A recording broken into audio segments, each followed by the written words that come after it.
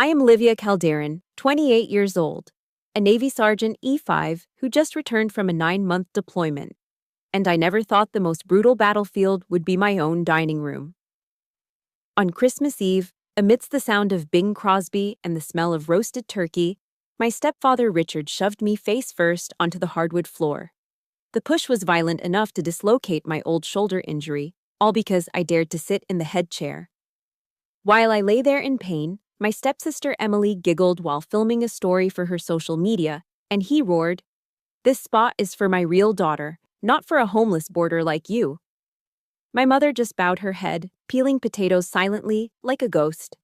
But they had no idea that the homeless person they were humiliating tonight was the sole name on the deed to the house they were living in. Before I tell you the moment I flipped the script and wiped those smiles off their faces, let me know where you are watching from. Hit subscribe right now if you believe ungrateful people should pay the price with the truth.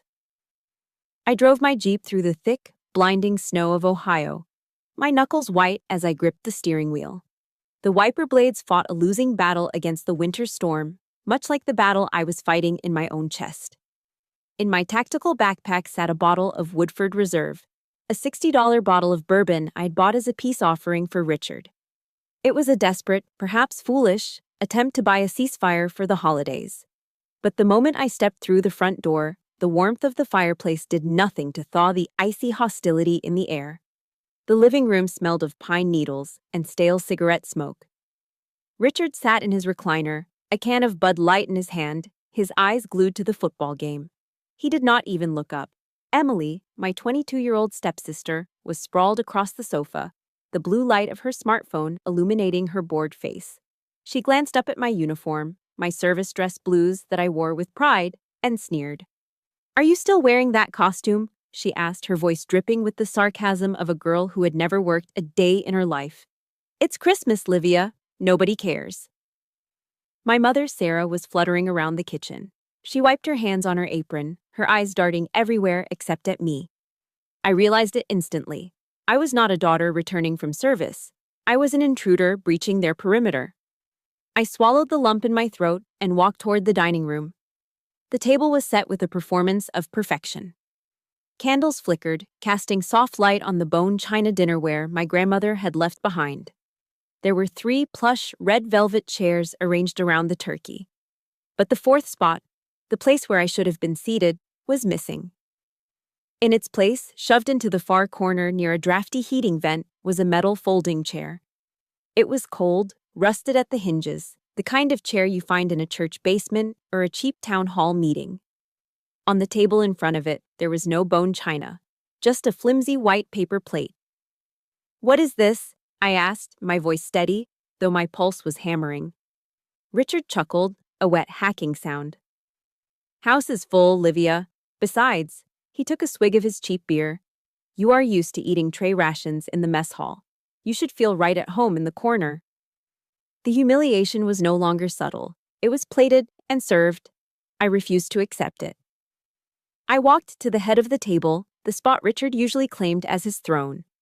I reached for the heavy wooden chair, intending to pull it out to make room for myself like a human being. "I will not sit in the corner," I stated firmly. Richard moved with a speed that defied his size. He launched himself from the recliner like a bear poked with a stick. His face turned a deep, violent shade of crimson. "Do not give orders in my house," he roared. Bam! His thick, calloused hand slammed into my chest.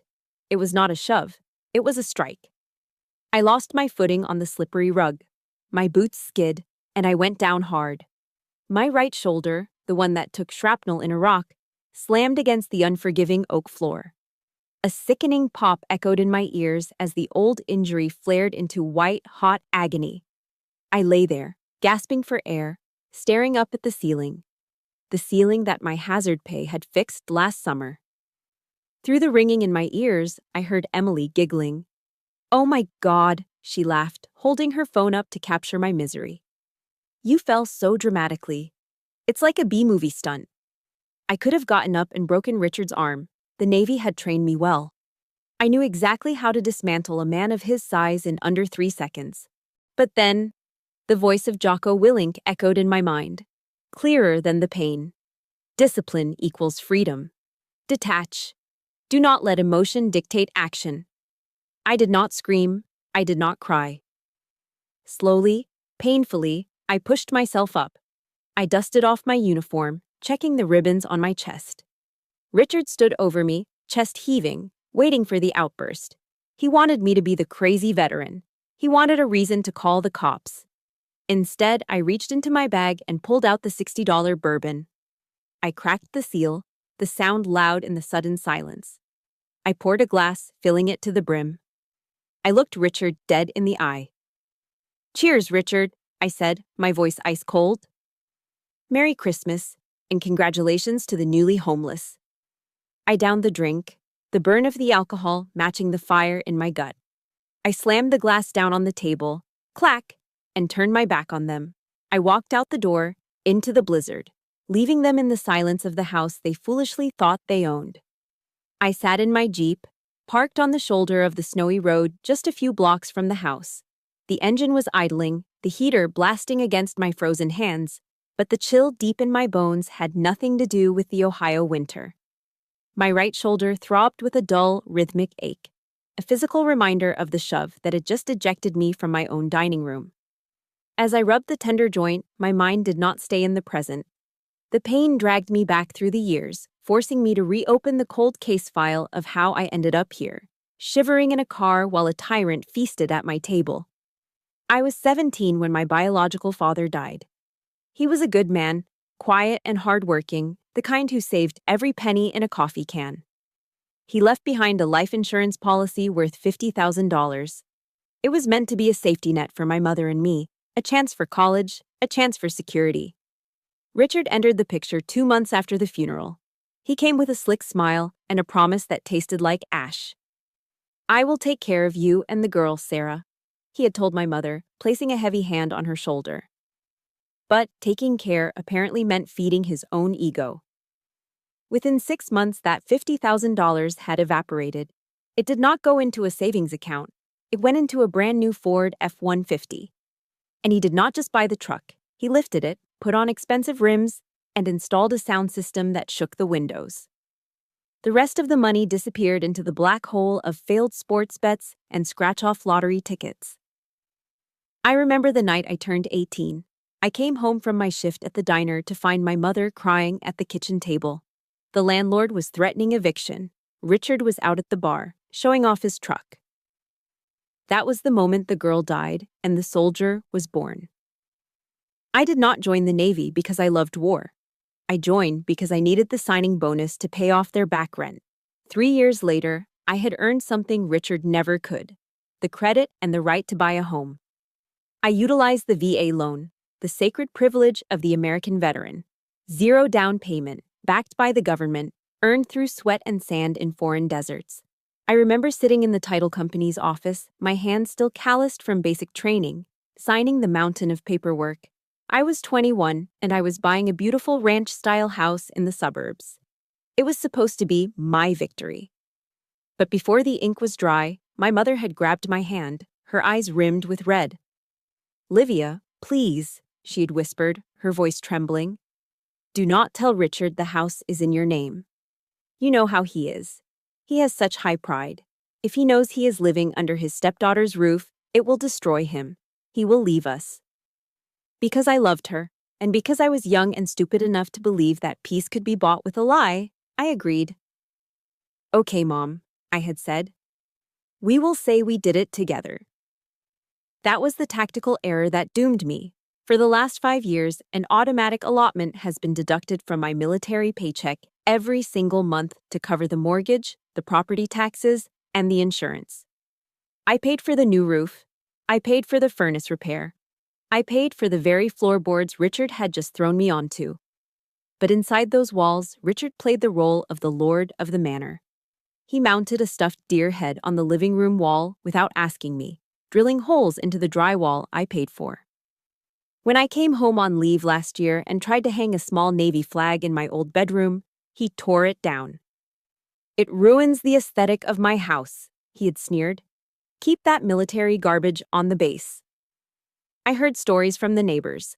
They told me how Richard held court at the local VFW, bragging about the empire he had built for his family.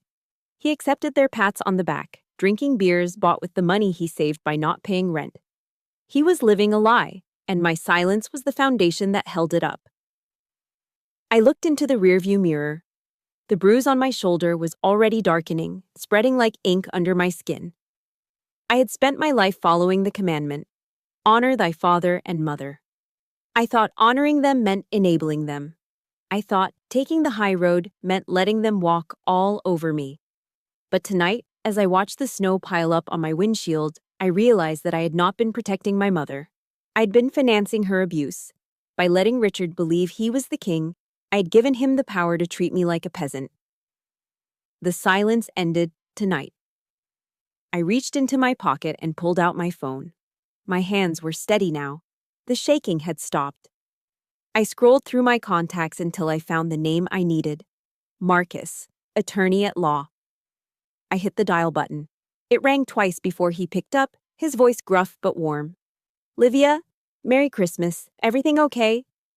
No, Marcus, I said, my voice flat and hard. I need a favor. I need you to go to your office vault. On Christmas Eve? What for? I need the deed, Marcus, the original deed to the house, and I need a draft for an eviction notice. There was a pause on the other end of the line, followed by the sound of a chair scraping back. It is about damn time, Marcus said. I will meet you in the morning. I hung up the phone and looked back toward the house, its windows glowing with a warm, deceptive light. They were probably eating the turkey now, laughing at the homeless girl. Enjoy the meal, Richard. It will be your last one at my table. To understand why a stepfather would shove a wounded veteran on Christmas Eve, you have to understand that the violence did not start with a push. It started with 1,000 tiny cuts, inflicted over the 3 days leading up to the holiday. I arrived home 72 hours before the dinner. I walked down the hallway toward my old bedroom, the one place in this house I still considered my sanctuary. It was where I kept my sea bag, my books, and the few memories of my biological father that I had managed to save from Richard's pawnshop purges. I opened the door, expecting the smell of old books and lavender. Instead, I was hit by a blinding explosion of neon pink and the chemical stench of cheap hairspray. My bed had been shoved into the corner, piled high with clothes that still had tags on them. In the center of the room stood a massive ring light and a tripod, aimed like a weapon at a full-length mirror. My desk was buried under an avalanche of drugstore makeup, half-empty Starbucks cups, and tangled charging cables. But what stopped my heart was what I saw on the floor. My service dress blues jacket, the uniform I had worn to my promotion ceremony, the uniform I kept crisp and lint-free as a matter of honor, was balled up on the carpet. Emily was using it as a mat to stand on, so her bare feet would not touch the cold floor while she filmed her dance video. "What are you doing?" I asked, my voice barely a whisper. Emily paused her recording. She popped her gum, looking me up and down with that glossy, vacant stare. "Oh, you are back early," she said, not moving off my jacket. "I just needed the lighting. This room has the best morning sun for my aesthetic. You can sleep on the sofa, right? I mean, you are used to sleeping in the dirt in the woods or whatever." I walked past her, ignoring the urge to tip over her tripod, and went to the bookshelf in the corner. I was looking for the shadow box containing my Navy commendation medals and the folded triangular flag from my father's funeral. The shelf was empty. Panic, cold and sharp, spiked in my chest. I fell to my knees and started tearing through the room.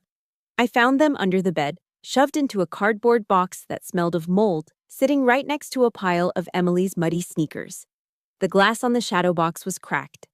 "Why did you touch these?" I growled, clutching the box to my chest. My mother appeared in the doorway, wiping her hands on a dish towel, looking terrified of the conflict. "Now, Livia, do not be dramatic," she pleaded. Emily needed creative space. Those medals, they look a little violent. They were throwing off the positive vibes of her livestream background. We just packed them away for safekeeping. I looked at my mother. My sacrifice and my father's memory were throwing off the vibes of a 22-year-old's lip sync video. The next morning, I tried to reclaim some normalcy. I went to the kitchen to make pancakes, using the flour and eggs I'd bought with my own money the night before. Richard lumbered into the kitchen, scratching his stomach. He watched me whisk the batter, his eyes narrowing as they focused on my arms. "Look at you," he scoffed, grabbing a piece of bacon off the plate I had just set down. "You have got arms like a bricklayer. No wonder you are still single. Men want a woman, Livia, not a G.I. Jane who looks like she could bench press a Buick." He laughed at his own joke, crumbs spraying onto the table. "You planning on staying in the service forever? Or is it just that the boys on base are the only ones desperate enough to look at you?" He ate the breakfast I cooked while dismantling my womanhood between bites. It was a specific kind of cruelty, designed to make me feel small in the only body I had. If you have ever had a family member belittle your appearance or your hard-earned achievements just to make themselves feel bigger, you know exactly how much this burns. It is a silent poison. If you stand with Livia and believe respect is earned, not given, please hit the like button right now. And do me a favor, comment the word respect below. Let's show Richard that the world is watching. The breaking point, however, came on the afternoon of Christmas Eve, just hours before the dinner. I was in the garage, checking the oil in my Jeep, trying to escape the suffocating atmosphere of the house. Richard cornered me there. He closed the garage door, blocking out the light. "I heard the military creates big tax-free bonuses for re-enlistment," he said, leaning against his truck. His voice had lost the mocking tone. Now, it was just greedy. "I need $5,000, Livia." "For what?" I asked, not looking up from the dipstick. "The roof," he lied smoothly. "It has got a leak. Needs fixing before the heavy snow sets in." I froze. I had paid for a complete roof replacement last year. I knew exactly what he wanted. I had seen the brochures for the new Polaris snowmobile on the kitchen counter. He wanted a new toy to show off to his drinking buddies. "No," I said, wiping my hands on a rag. "The roof is fine, Richard. I have the warranty paperwork." His face transformed. The mask of the friendly stepfather slipped, revealing the predator underneath. He stepped close, invading my personal space, smelling of tobacco and aggression. "You have been eating my food and using my heat for 3 days, he hissed. "You think you can just come here, wave your money around, and not help the man who raised you? You are ungrateful. You are stingy." He looked at me with pure disgust, then gathered spit in his mouth and spat on the concrete, inches from my combat boots. "Cheap," he muttered, turning to walk away. That spit was the declaration of war. When he pushed me later that night, it was not an accident. It was the punishment for saying no. I drove away from the house with the engine roaring, putting as much distance between myself and Richard as the icy roads would allow. I did not have a destination in mind until I saw the flickering neon sign of The Outpost, cutting through the swirling snow. It was a rundown dive bar attached to the local VFW post, a place where time stood still and the outside world ceased to matter.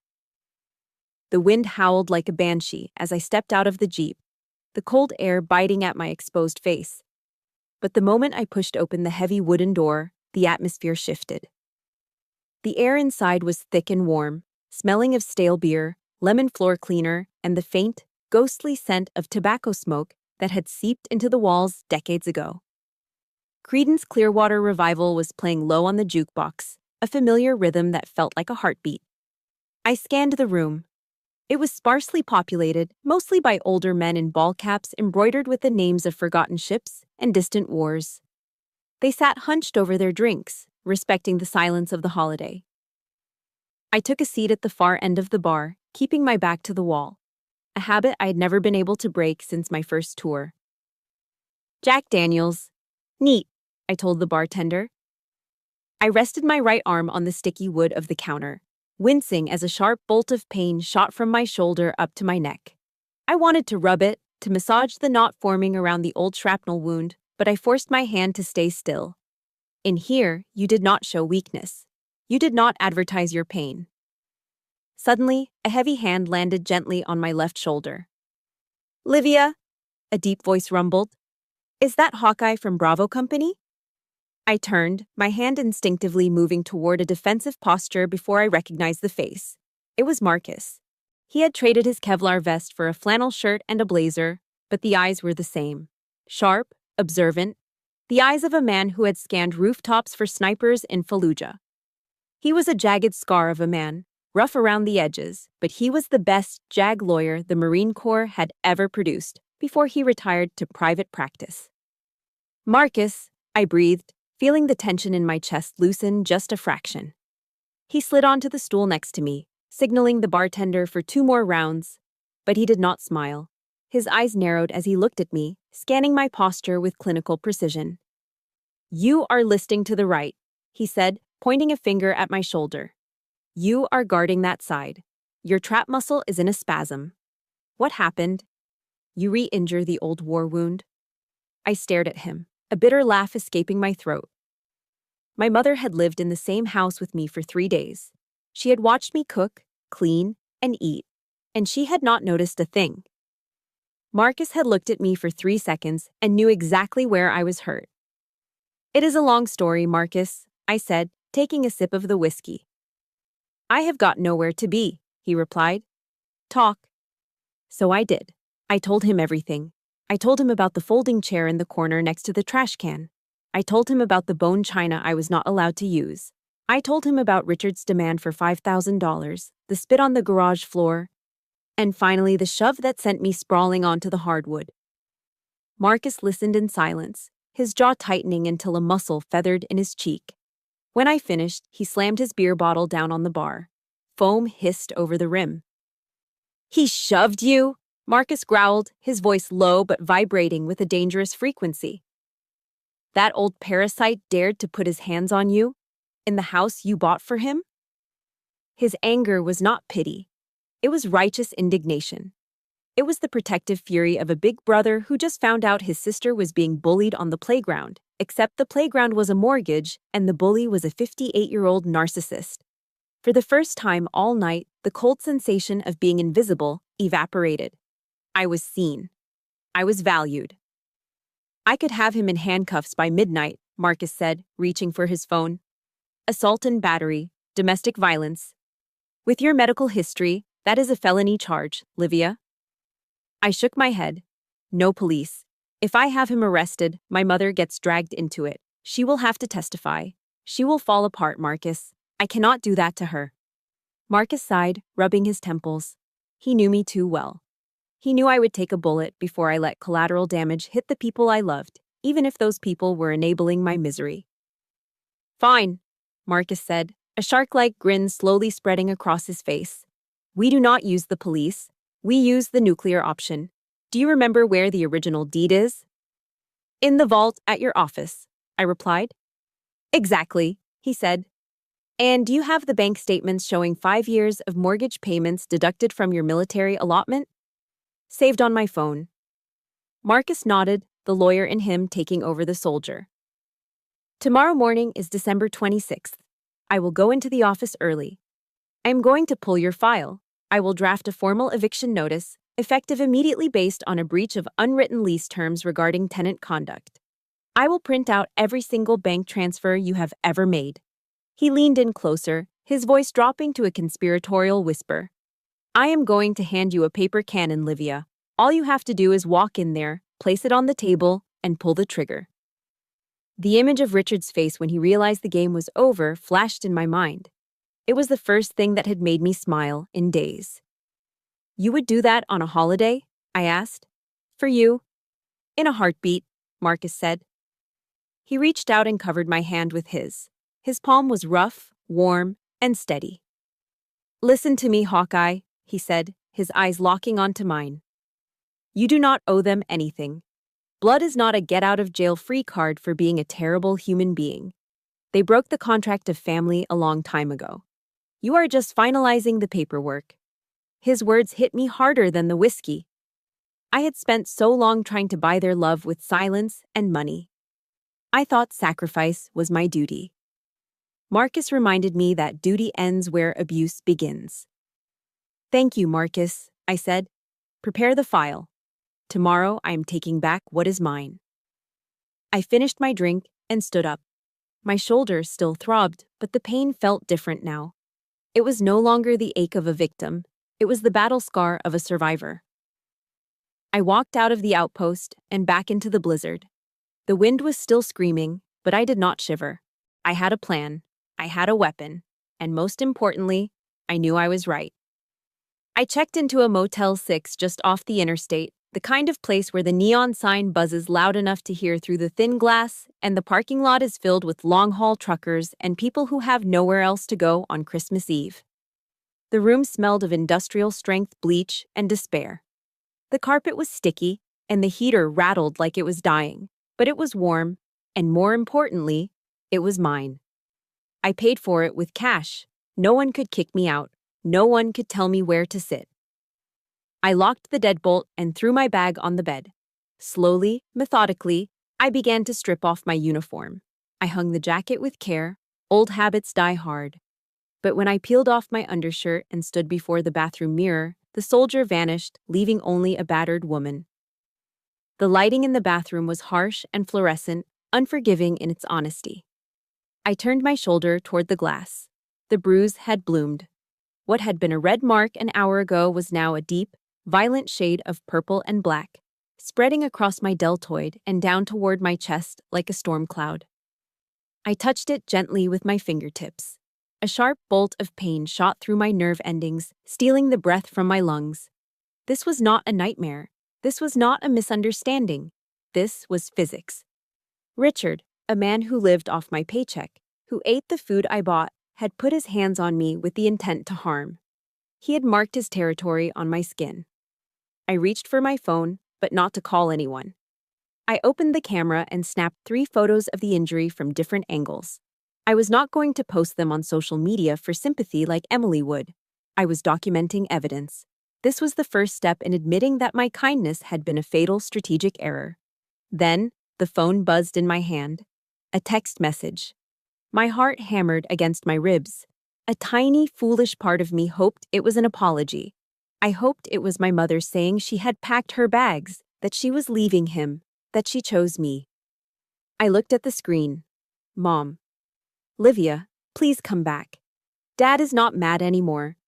He says if you come in and apologize for your attitude earlier, he will let you sleep on the sofa tonight. It is Christmas. Do not be stubborn. I stared at the words, reading them over and over until they blurred. She did not ask if I was hurt. She did not ask where I was sleeping in a blizzard. She did not ask if my shoulder, the one she knew was reconstructed with titanium pins, was okay. Her only concern was managing Richard's mood. She was negotiating the terms of my surrender. Apologize. Apologize for being shoved. Apologize for being humiliated. Apologize for existing in a space I paid for. Something inside me, something soft and daughter-like that I had been protecting for years, finally died. I realized then that my mother was not a hostage in that house. She was a collaborator.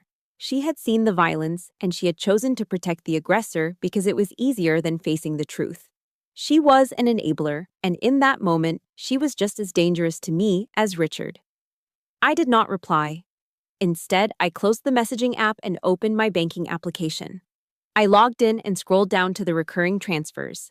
There it was, scheduled to go out in 5 days. Mortgage payment, $1,200. For 5 years, every time I saw that number leave my account, I felt a swell of pride. I thought I was building a nest egg. I thought I was being a good daughter. But looking at it now, under the hum of the motel neon light, it looked like extortion. It looked like protection money paid to a mobster who beat you up anyway. My thumb hovered over the transaction. Manage auto pay. Cancel recurring payment. A warning box popped up on the screen. Are you sure you want to cancel this payment? Late fees may apply. I pressed yes with so much force I thought I might crack the screen. Auto pay canceled. A shiver ran down my spine, but it wasn't from the cold. It was the physical sensation of a heavy chain snapping. I had just cut the fuel line to Richard's ego. Without my money, without my silence, the facade of his life would crumble within 30 days. I wasn't just stopping a payment, I was taking back my power. I turned off the lights and lay on the stiff mattress, staring at the ceiling shadows. The wind howled outside, sounding like the ghosts of my past trying to get in. My mind started to race. Guilt, fear, anger. A chaotic whirlwind threatening to pull me under. I reached for my phone one last time and put in my earbuds. I navigated to my podcast library and selected Jocko Willink. I needed a voice that didn't offer pity. I needed a commanding officer. Discipline equals freedom, the gravelly voice whispered in my ear. Don't let your emotions control you. Detach. Step back. Look at the situation from above. Assess, plan, execute. I closed my eyes and breathed in rhythm with the voice. Detach. I pushed the image of my mother's weeping face out of my mind. That was an emotional distraction. Assess. I was the legal owner of the property at 420 Oak Street. The occupants were hostile squatters who had violated the verbal lease agreement through physical assault. Plan. I had the deed. I had the eviction notice Marcus was printing. I had the financial records. I was no longer the sad girl crying in a motel room. I was Sergeant Calderon. And I was preparing for urban combat. Objective: secure the perimeter and reclaim the base. Hostiles: 1 adult male, volatile, civilians, 2 adult females, compromised and manipulated. Hour: 0800 hours tomorrow. Weapon: the absolute, undeniable truth. I pulled the scratchy blanket up to my chin. I didn't cry. I didn't dream. I slept the deep, dreamless sleep of a soldier the night before the invasion. Tomorrow was going to be a long day. At 7 o'clock in the morning, the alarm on my phone vibrated against the cheap laminate nightstand. I did not hit snooze. I was already awake, staring at the ceiling, breathing in a 4-count rhythm. In, 2, 3, 4, hold. Out, 2, 3, 4. I rolled out of bed and stepped directly into a freezing cold shower. The shock of the icy water hit my skin like a slap, washing away the grogginess of the motel sleep and sharpening my senses. I needed my nervous system to be firing on all cylinders. When I stepped out, I did not reach for my comfortable jeans or the oversized sweater I usually wore to hide my body. I reached for the garment bag I'd hung on the back of the bathroom door. I unzipped it slowly. Inside was my service dress blues. This was not just clothing. It was a symbol. It was 6 buttons of gold, a black neckerchief, and rows of colorful ribbons that told the story of where I had been and what I had survived. I pulled the trousers on, the wool fabric stiff and familiar. Then came the jumper. I tightened the neckerchief, feeling the fabric constrict slightly against my throat. It was a sensation that usually made me feel confined, but today, it felt like a neck brace holding my head high. I fastened the gold buttons one by one. Click, click, click. Each one felt like I was locking a piece of armor into place. I pinned my ribbons to my chest, checking their alignment in the mirror with obsessive precision. Finally, I placed the white Dixie cup hat on my head, tilting it to the regulation angle. The woman staring back at me in the motel mirror was not Livia, the stepdaughter who apologized for taking up space. She was a sergeant in the United States Navy. She was a woman who had directed convoy movements in hostile territory. She was dangerous. I checked out of the motel at 7:30 and drove straight to Marcus's office. The town was quiet, the streets empty in the post-Christmas lull. Marcus was waiting for me at the door, a steaming cup of black coffee in one hand and a thick manila envelope in the other. He looked tired, but his eyes were alert. "Here's the package," he said, handing me the envelope. It was heavy. Inside was the certified copy of the deed, 5 years of bank statements highlighting every single mortgage transfer, and a formal eviction notice signed and notarized. "This is the nuclear option, Livia," Marcus said, watching my face closely. "Once you put this on the table, you cannot take it back. It will burn everything to the ground." I took the envelope, feeling the weight of the paper. It felt heavier than the M4 carbine I used to carry. "They struck the match last night, Marcus," I said, my voice steady. "I am just controlling the burn." I climbed back into my Jeep and turned the key. The engine roared to life, a mechanical beast ready for a fight. I drove toward the house, my heart beating a slow, heavy drum against my ribs. The snow had stopped falling, leaving the sky a bruised, iron gray. As I turned onto my street, I saw it. The house looked peaceful under a blanket of white, but the driveway told a different story. Richard's massive lifted Ford F-150 was parked diagonally across the driveway, blocking the entrance completely. It was his signature move, a territorial pissing contest he played every time I came home. Usually, I would sigh, park on the street, and walk up the icy path to avoid upsetting him. Not today. I did not slow down. I shifted my Jeep into four-wheel drive and swerved off the pavement. My tires bit into the front lawn, tearing through the pristine layer of snow and churning up the frozen earth beneath. I drove right past his truck, leaving deep, muddy ruts in the grass he was so proud of, and pulled up inches from the front porch. I cut the engine. The sudden silence was deafening. I stepped out of the car. My polished black boots hit the concrete walkway with a loud, authoritative clack, clack, clack. The front door swung open. Richard stepped out, wearing a stained bathrobe and clutching a snow shovel. A cigarette dangled from his lip. He looked ready to scream about his lawn, but when he saw me, the words died in his throat. He blinked, taking in the uniform, the ribbons, the hat. For a second, he looked unsure. But then his narcissism kicked back in. He sneered, leaning on the shovel like a sentry guarding his post. "Well, look at this," he laughed, smoke curling from his mouth. "The general has returned. What is with the costume? You think playing dress-up is going to scare me into letting you back in for breakfast?" He stepped forward, using his large frame to block the doorway. He loomed over me, trying to cast a shadow, trying to make me feel small. It was the same intimidation tactic he had used since I was 17. If you have ever had to stand your ground against a bully who thought they were bigger and stronger than you know how fast your heart beats in this moment. If you are ready to see Livia take back what is hers, please hit that like button right now. And do me a huge favor. Comment Team Livia below. Let's show her she has an army behind her. I did not flinch. I did not look down. I looked him dead in the eye, my gaze colder than the winter air. "Step aside, Richard," I said. "Or what?" he challenged, smirking. "You going to cry again? Go back to your car. You are not eating my food." I took a step forward, invading his space, forcing him to shift his weight back. "I am not here to eat," I said, clutching the manila envelope tight. "I am here to take out the trash."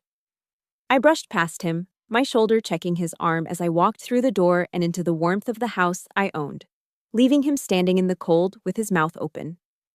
I did not wait for Richard to move. I dipped my shoulder and brushed past him, my dress uniform scraping against his stained bathrobe. He was too stunned by my audacity to stop me. I walked down the hallway, the rhythmic strike of my heels on the hardwood echoing like a countdown clock. I entered the dining room. The domestic scene before me was almost comical in its normalcy.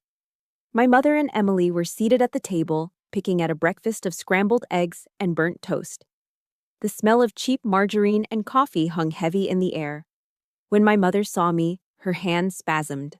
Her fork clattered onto her ceramic plate, the sharp noise slicing through the silence. "Livia," she stammered, her face draining of color. Her eyes darted frantically over my shoulder, looking for Richard, looking for the storm she knew was coming. You came back." Emily didn't even look up from her phone. She was propped up on one elbow, scrolling through comments on her live stream. "If you are here to apologize, make it quick," Emily mumbled, popping a piece of toast into her mouth. "I'm live right now, and I really don't need your negative energy ruining my engagement metrics." I didn't answer. I didn't even look at her. Instead, I began to circle the table. I moved slowly, deliberately, like a shark patrolling the perimeter of a reef before the strike. I walked behind my mother, feeling her shrink away from me. I walked behind Emily, pausing for a second to glance at the ring light reflecting in her vacant eyes. I walked past the empty folding chair in the corner, the metal cage they had tried to put me in, and kicked it aside. It fell with a loud metallic crash. Emily jumped. My mother flinched. Then Richard stormed into the room. He looked like a mad bull, his face a mottled map of red rage. He marched toward the table, slamming his hand down so hard that the coffee cups danced in their saucers. Brown liquid sloshed over the rim of his mug, staining the tablecloth. "Are you deaf, girl?" he roared, his voice shaking the walls. "I told you to get on your knees and apologize. You don't walk into my house dressed like a clown and ignore me." The room fell into a terrified silence. In the past, this was the moment I would have crumbled. I would have looked at my shoes, mumbled an apology, and begged for peace. But the Livia who begged was dead. I reached up and slowly removed my white Dixie cup hat. With deliberate care, I placed it on the table, right next to the platter of bacon. In Navy culture, placing your cover on the mess deck table is a breach of etiquette, but here it was a flag planting. I was claiming this territory. Then I turned to the head of the table, Richard's seat. It was a heavy oak chair with armrests, the only one of its kind at the table. It was his throne.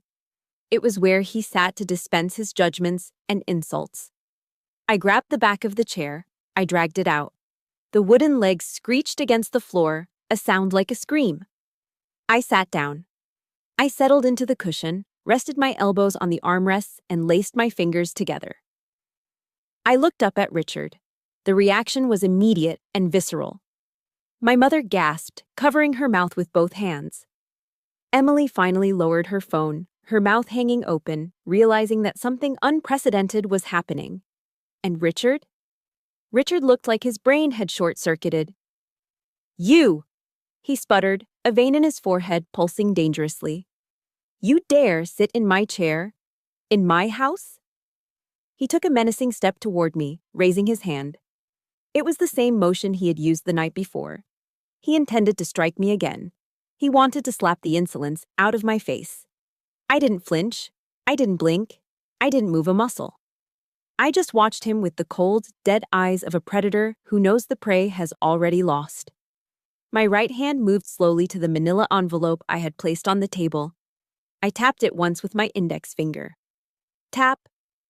"Sit down, Richard," I said. My voice was not loud, but it was hard as granite.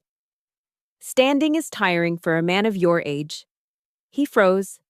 The sheer unnatural calmness of my demeanor stopped him. Bullies operate on fear. They need the flinch, the tear, the plea for mercy to fuel their power. When they don't get it, their system crashes. He lowered his hand, uncertainty creeping into his eyes for the first time.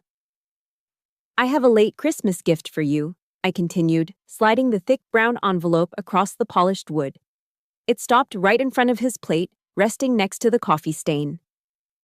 "I think you will appreciate this more than the bourbon I bought yesterday." Richard stared at the envelope. His eyes narrowed, suspicion warring with greed. I could see the gears turning in his head. He saw the thickness of the package. He remembered the rumor about my re-enlistment bonus. He thought it was cash. He thought I had withdrawn $5,000 to buy his forgiveness and save my place in the family. "What is this?" he grunted, his voice losing some of its edge. "You think you can buy me off? You think money fixes respect?" "Open it," I commanded. "But be careful. The contents might be a little hard to swallow on an empty stomach." Greed won. It always does with men like him.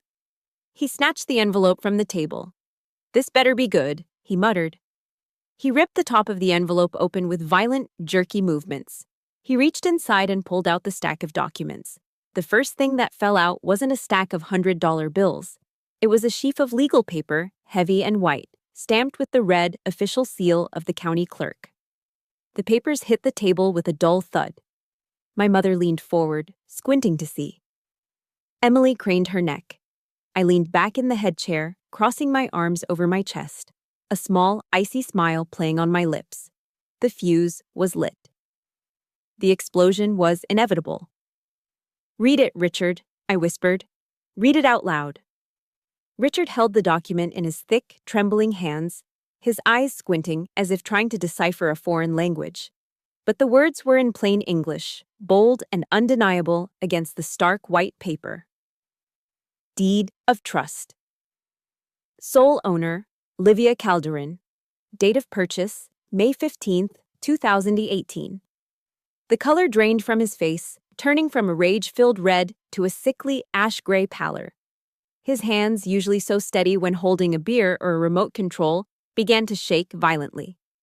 The paper slipped from his grip, fluttering through the air like a wounded bird before landing softly on the hardwood floor between us. What the hell is this?" he stammered.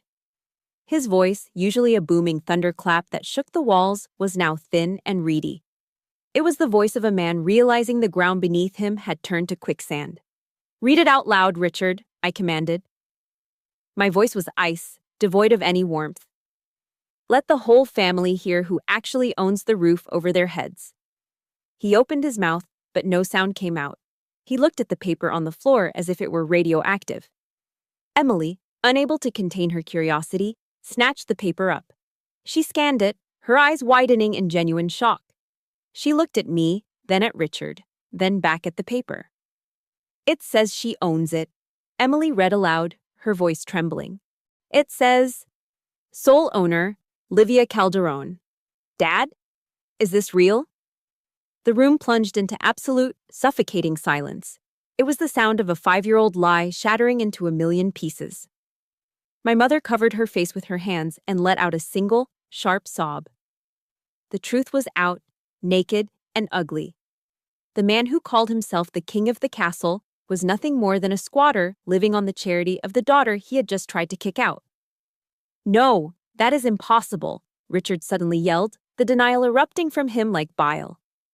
You tricked me. This is my house. I pay the bills."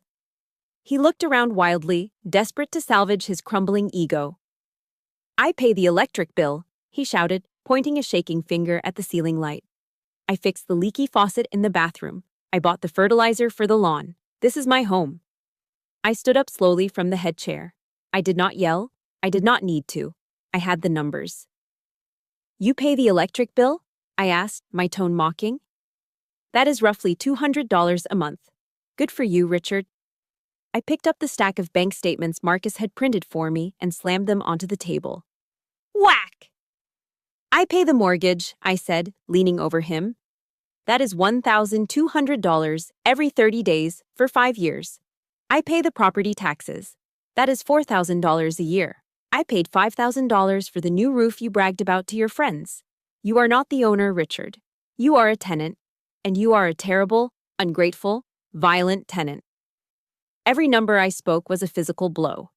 I watched him shrink. The narrative he had built for himself, the provider, the patriarch, the success story, was dissolving. He wasn't a hero. He was a moocher. "Now," I said, stepping around the table until I was standing right next to him. "Let us talk about last night." Richard instinctively took a step back, bumping into the china cabinet. The plates rattled, a sound of fragility. For the first time in my life, I saw genuine fear in his eyes. "You assaulted the property owner," I stated, my voice dropping to a dangerous whisper. "Under Ohio state law, that is domestic violence. I can call the police right now. I can show them the bruise on my shoulder. I can show them the deed." I pulled my phone from my pocket and held it up. My thumb hovered over the emergency call button. "I can get a restraining order, Richard. The police will come here, put you in handcuffs, and drag you out to your truck in front of all the neighbors. You will lose your reputation. You will lose your freedom. You will be nothing more than a violent old man with an arrest record." "No!" The scream didn't come from Richard. It came from my mother. She threw herself out of her chair and rushed toward me, grabbing my arm. Her face was wet with tears, her eyes wide with panic. "Don't call the police," she begged, clutching my sleeve. "Livia, please, do not do this to him. It will kill him." I looked down at her. For years she had stood between us to protect him from my truth. Now she was begging me for mercy. The power dynamic had shifted so completely it was almost dizzying. She wasn't defending his actions. She was pleading for his survival. I looked back at Richard. He was trembling like a leaf in a storm. He knew I had him. He knew I could end his life as he knew it with one tap of my thumb. I lowered the phone slowly. "I will not send you to jail today," I said. "But the game is over. The rules have changed." I pointed to the grandfather clock in the hallway. "You have exactly 60 minutes, I declared. "You can go upstairs, pack your bags, and get out of my house forever. Richard opened his mouth to protest, but I cut him off with a sharp gesture. Or, I continued, pointing to the corner of the room, you can go pick up that metal folding chair, the one you made me sit in last night, and bring it back here. I stared deep into his eyes, stripping away the last shreds of his dignity. If you want to stay under my roof, you will sit in that chair, and you will listen to my conditions. The choice is yours, Richard. The clock is ticking. Richard looked at the door, then at me, and finally at the rusted metal chair lying on the floor where I had kicked it. The arrogance was gone. The king was dead. He swallowed hard, his Adam's apple bobbing in his throat. Then, without a word, he turned his back on the door. He walked slowly, his shoulders slumped in defeat, toward the folding chair. He picked it up, his hands shaking, and carried it back to the table. He placed it down opposite me, and he sat. The 60-minute deadline I had given Richard came and went, but the front door never opened. The sound of a suitcase zipper never zipped. The truck engine never started. Instead, a strange, heavy silence descended over the house at 420 Hussines Oak Street. It was not the tense silence of a predator waiting to strike, but the hollow silence of a regime that had toppled. Richard spent the entire morning and afternoon sitting on that rusted metal folding chair. He stared at the wall, motionless, like a statue carved from regret and cheap tobacco. My mother and Emily had retreated to their bedrooms, hiding behind closed doors, too terrified to witness the fallout of the patriarch's collapse. By the time the grandfather clock in the hall chimed 1 a.m, the house was dark, save for the single lamp burning next to the sofa where I sat. I was reading a book, or at least pretending to. My ears were tuned to the slightest sound. I heard the floorboards creak. Richard emerged from the shadows of the dining room. He looked smaller than he had this morning. His shoulders, usually pulled back in a posture of aggressive dominance, were slumped forward.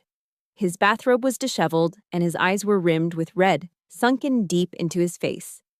He walked toward the living room, his steps hesitant. He stopped a few feet away from me, his hands fidgeting with the frayed hem of his sleeve. It was the nervous tick of a child called into the principal's office. "Can I?" His voice cracked, dry and hoarse. He cleared his throat and tried again. "Can I speak with you?" I slowly closed my book and placed it on the coffee table. I didn't invite him to sit on the plush leather recliner, his usual throne. I simply nodded. Richard didn't move toward the recliner. Instead, he pulled over a small, low ottoman and sat down. For the first time in 20 years, he was physically looking up at me. The power dynamic had been re-established, not by force, but by the gravity of truth. "Why do you hate me so much, Richard?" I asked. The question hung in the air, stripped of anger, just raw curiosity. Richard looked down at his hands, his knuckles white. His shoulders began to shake. "I don't hate you, Livia," he whispered, the words barely audible. I am afraid of you." I blinked, taken aback. "Afraid of me?" He looked up, and I saw tears tracking through the stubble on his cheeks. "I grew up with nothing," he confessed, his voice trembling. "My whole life, I tried to be the big man. I tried to be the provider, the guy people respected. But I failed. Every business idea, every bet, every job, I messed it up." He gestured vaguely toward my uniform jacket hanging on the coat rack. "Then you came along, you joined the Navy, you got that uniform, you got the discipline, you got the money to buy this house when you were just a kid. You became everything I wanted to be, but never could. Every time I looked at you, I saw my own failure staring back at me. I saw proof that I wasn't enough." He took a ragged breath. "So, I had to push you down. I had to make you feel small, make you sit in the corner, make you feel like a guest. Just so I could feel like the owner for 5 minutes. It wasn't hate, Livia. It was envy. It was pathetic, weak, old man jealousy. It was a confession so naked, so stripped of his usual bluster, that it sucked the oxygen out of the room. He wasn't a monster under the bed. He was just a sad, broken man terrified of his own mediocrity. I looked at him for a long moment. Part of me, the part that remembered the spit on the garage floor, wanted to crush him. But the soldier in me knew that you don't execute a surrendered enemy. You rehabilitate them, or you neutralize the threat. Understanding your problem is the first step, Richard, I said, my voice steady but firm. But understanding isn't enough. You need action. I reached into the pocket of my sweatpants and pulled out a single sheet of notebook paper. I had spent the last hour writing it out. This is the new lease agreement, I said, handing it to him. If you want to sleep under my roof tonight, if you want to stay married to my mother, you will agree to these terms. Richard took the paper with shaking hands. He squinted in the dim light to read my handwriting. Number 1, I recited from memory. You will attend Alcoholics Anonymous meetings 3 times a week. You will also enroll in anger management therapy at the VA Center downtown. I want to see signed attendance slips every Sunday night. He nodded slowly, not looking up. Number 2, financial transparency. You will no longer control the household funds alone. My mother's name goes on a joint checking account with you tomorrow. No more secret spending, no more gambling. And number 3, I said, my voice hardening steel. Zero tolerance policy. You will never raise your voice, raise your hand, or insult me, my mother, or even Emily again.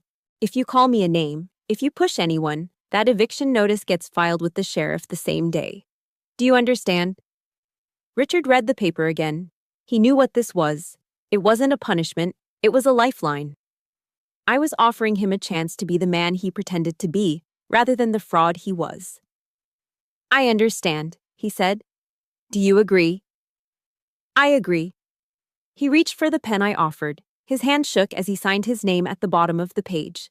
The signature was messy, jagged, but it was there. He handed the paper back to me, then looked me in the eye. The arrogance was gone, replaced by a profound exhaustion. Thank you, Livia, he said, his voice thick with emotion. Thank you for not throwing a useless old man out into the snow. I didn't do it for you, Richard, I said, folding the paper and putting it back in my pocket. I did it for my mother. And I did it because this house deserves peace. He nodded, stood up slowly, and shuffled toward the stairs. He looked 10 years older than he had this morning. Good night, Livia, he murmured. Good night, Dad, I said. It was the first time I had used the word without choking on it. It wasn't a term of endearment yet.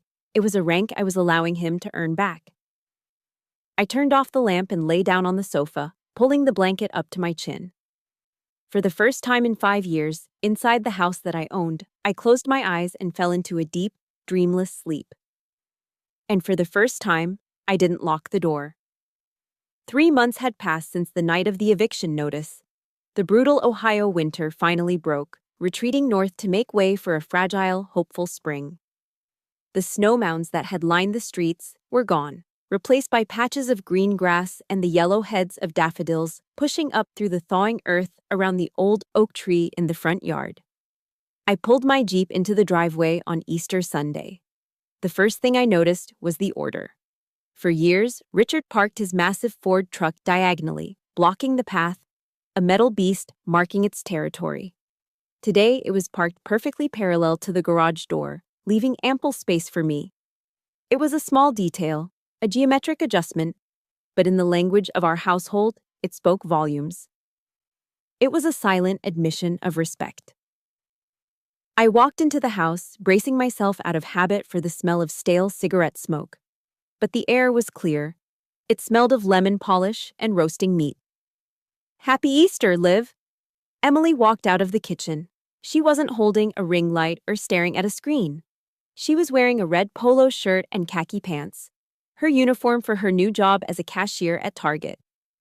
She looked tired, her feet probably hurt from standing on concrete for an 8-hour shift, but her eyes were clearer than I had ever seen them. I picked up a morning shift for the holiday pay, she said, grinning. Time and a half, I'm saving for my own apartment. My mother was at the dining table, arranging a bouquet of tulips. She looked younger. The deep lines of worry that used to etch her forehead, the lines carved by walking on eggshells for 20 years, had softened. He's in the kitchen, she whispered to me, tilting her head. Go say hello. I walked into the kitchen. Richard was wearing an apron over his church clothes. He was bent over the oven, basting a turkey. This was part of his therapy, Acts of service to replace acts of dominance. He scrubbed the floors now. He cooked. He mowed the lawn without complaining. "Hello, Richard," I said. He straightened up, wiping his hands on a dish towel. He looked thinner. The bloat from the cheap beer was gone, replaced by a healthier, albeit more weathered, complexion. Sobriety suited him. "Livia," he nodded, his voice quiet. "Turkey needs 10 more minutes. Why don't you go sit down?" We gathered in the dining room. The table was set with the same bone china from Christmas, but the atmosphere couldn't have been more different. The tension that used to suffocate this room was gone. And most importantly, there was no metal folding chair. There were 4 proper wooden chairs. Richard brought the turkey out, placing it in the center of the table. He didn't sit immediately. He stood at the head of the table, the spot that had caused a war 3 months ago, and looked at me. He looked nervous, his hands fidgeting with the hem of his apron. "Before we eat," Richard said, clearing his throat, I have something for you." He reached into his pocket and pulled out a small rectangular box covered in blue velvet. He placed it on the table and slid it toward me. My mother was smiling, a secret, knowing smile. Emily stopped chewing a roll and watched intensely. I picked up the box. It was heavy for its size. I opened the lid. Inside, resting on a bed of satin, was a heavy brass plate. It was rectangular, polished to a mirror shine, with holes drilled in the corners for screws. I ran my thumb over the engraved letters. They were deep and precise, carved by a steady hand. "Livia's seat, Commander-in-Chief." A lump formed in my throat, hot and tight. "I made it at the machine shop last week," Richard said, his voice gruff, trying to hide his emotion. "I stayed late after my shift. I polished it myself." He walked around the table to the heavy oak chair at the head, his old throne. He pulled a screwdriver from his pocket. With clumsy, shaking hands, he held the plaque against the top rail of the chair back and began to screw it into the wood. Scritch, scritch. The sound of the screws biting into the oak was the only sound in the room. When he was finished, he stepped back and gestured to the chair. "From now on," Richard said, looking me in the eye, "that is your seat. Nobody else sits there, not me, not guests. That is the captain's chair. You earned it. I'm just part of the crew now." I stood there, holding on to the edge of the table. This wasn't just a piece of metal. It was a peace treaty. It was a surrender. It was the highest medal I'd ever received because it wasn't given by a commanding officer. It was given by a man who had once tried to destroy me. I walked to the head of the table. I ran my fingers over the cold, smooth brass of the nameplate. "Thank you," I whispered. I sat down. The chair felt solid beneath me. I looked down the length of the table. My mother was beaming. Emily was passing the potatoes. Richard sat in the chair to my right. He poured a glass of water, crystal clear, ice-cold water, and raised it. "To the owner of the house," he said. I raised my own glass. I looked at the man who had shoved me, the man who had stolen from me, the man who was now fighting every day to kill the monster inside him so he could be worthy of this family. "Thank you, Dad," I said. The word hung in the air, fragile and new. Richard's eyes welled up, but he blinked the tears away and took a sip of his water. A soldier knows that victory isn't about standing over a pile of rubble and dead bodies. That is just destruction. True victory is securing the peace. True victory is turning an enemy into an ally. I looked around my dining room. The sunlight was streaming through the windows, illuminating the dust motes dancing in the air. The perimeter was secure. The hostiles had been converted. The base was safe. Looking back, I realized that the greatest battle I fought wasn't against Richard. It was against my own belief that I had to shrink myself to be loved. Many of us confuse keeping the peace with enabling abuse.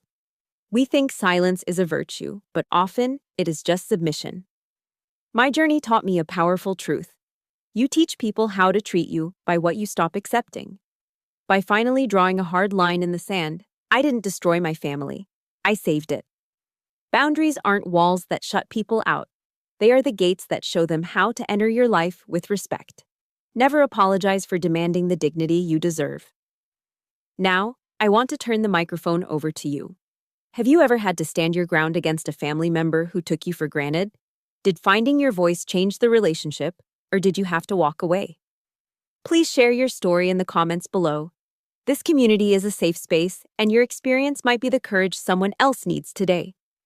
If Livia's victory gave you hope, please hit that like button and subscribe to the channel. Turn on notifications so you never miss a story about justice, resilience, and truth. Thank you for listening, and remember, you are the commander of your own life.